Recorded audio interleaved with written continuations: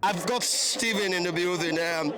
Steven, it didn't go as planned, or it didn't go as expected for Manchester United today. What happened? Well, I mean, first game of the season, the same. I suppose the manager is still trying to figure out what to do with that team.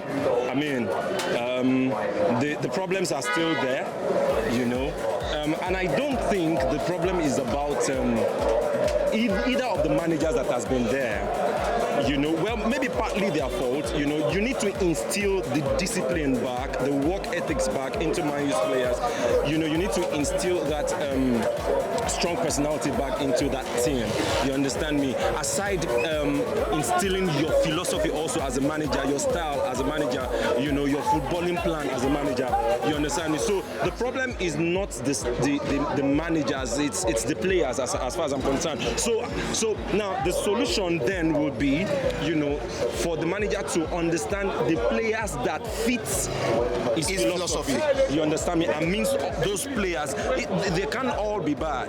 You understand me? We can see from the second half and all the subs he brought in, removing Fred and McTominay, you know, injecting these players into the midfield. Cristiano Ronaldo. There was a lot of creativity in that midfield. There was a lot of play in the midfield, dictation of the game from the midfield. You know, we can see Eriksen dropping back into the middle, which means that both Fred and McTominay, for the whole of the time they played, they couldn't, and they can't. It's not a matter. We've seen them before. Are you saying now that Fred and McTominay were actually hindering Eriksen's progress or gameplay? Yes, for a fact. Throughout the game, we couldn't see much of Eriksen in the game at all. But then suddenly they went off the game, and then Eriksen is showing up. So something is wrong with that system when the whole of the midfield could not even handle the game for the whole of the time they were there. That is McTominay and Fred in the first half. Yes. Okay. Until they removed them, until they were subbed out of the game. There's something I'd like us to look at. Yeah. The introduction of Ronaldo. I tweeted in the first half that you can clearly see that there's no urgency in the team. Yes. And then Ronaldo came in, and there seems to be a revived urgency. What does that tell you? I mean, that is Ronaldo. When you have Ronaldo, you see, I think I said it the other time too. I think that was yesterday. That when you have Ronaldo in your team, you are expected to step up. The problem Ronaldo had with Man U team players last season was that they didn't step up to his level. He comes with a level. You have to come up. Now, when he came into the game, having Eriksen, Bruno Fernandes, removing Fred and McTominay, slowing the game down from the beginning, having Van der Beek dictating this whole game, he brought a level up. You understand me? Then, for the opponents that are playing against Man U, he gave them a little scare. There's a Ronaldo. A dead Ronaldo is dead Ronaldo is as dangerous as as another life striker. You cannot just comprehend it. He comes in, and then the whole the 5 and 6 of Brighton are stuck behind, monitoring his movement. They can never go forward again. They cannot move forward again. Unlike they were doing before, you know, now they are disciplined. It will bite you. It will bite you. Okay, so the bottom line is, from all that you have said now, you will love Ronaldo to stay. Well, I was never against Ronaldo. See, the problem is not whether Ronaldo is a good player or not. The problem is Ronaldo comes with a level. Man U does not have the level up until this game.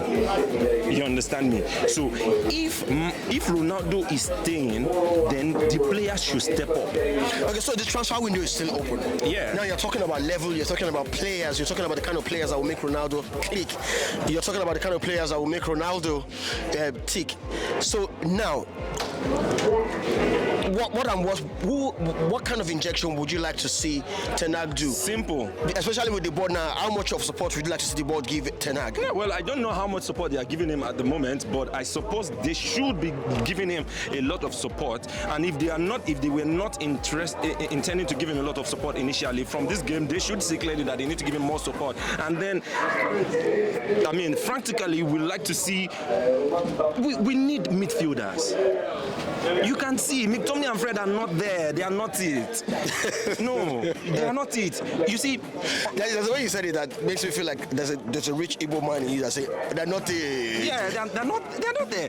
You know, when Solskjaer came in, you could tell, you know, he wanted one midfielder in that middle and holding form. He didn't get it. He had to combine two people to play one person, which is Fred and McTominay. He got it.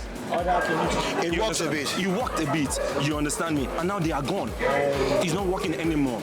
You understand me? You need one midfielder at least. And when I say midfielder, I'm talking about an holding midfielder that can hold the game and give the game. You understand me? Not just holding it or not just playing around. You understand me? So you need a midfielder. You need a right back. And then you need someone to fill up that Maguire's position. That guy is not it. So you're playing away to Brentford. What are you seeing some kind of? Are you saying, man, you're taking 3 points away from Brentford? Well, game week 2. If there are no McTominay and Fred, and if there's no McTominay and Fred, if there is no Dalot and there's no Maguire. I wanted to ask you about Harry Maguire. Of course, Harry Maguire has been a problem. We will keep saying this. People keep wondering why everybody keeps shouting Maguire every now and then. Maguire is a problem. He's a virus that needs a solution. It needs to be solved. Okay, quickly now, let's leave Maguire. Somebody for me stood out in the defense today. I don't know if it's the same for you, Lisandro Martinez. I mean, I'm not surprised. I'm not.